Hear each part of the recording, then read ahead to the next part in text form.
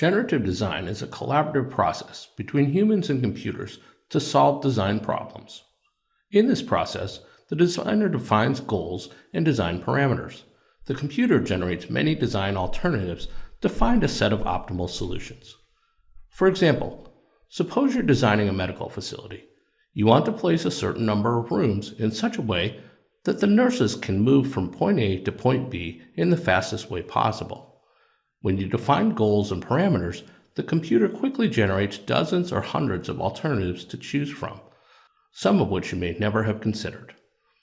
As a designer, you may only be able to come up with 3 designs in a day, but if you can create a design system that defines the goals and parameters, the computer can do the work of developing many alternatives. Then, you can evaluate the designs and find the best solution. Consider another example. The design of a parking lot involves conflicting goals: fit as many parking spaces as possible while allowing cars to drive in and out easily and safely.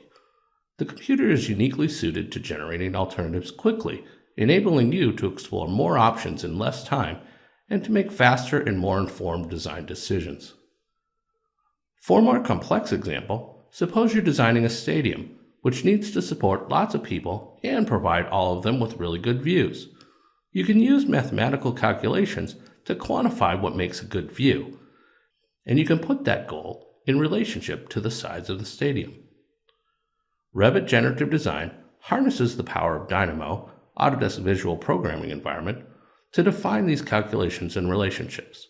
A Dynamo author creates a script or graph to capture the design parameters and goals of your particular design challenge.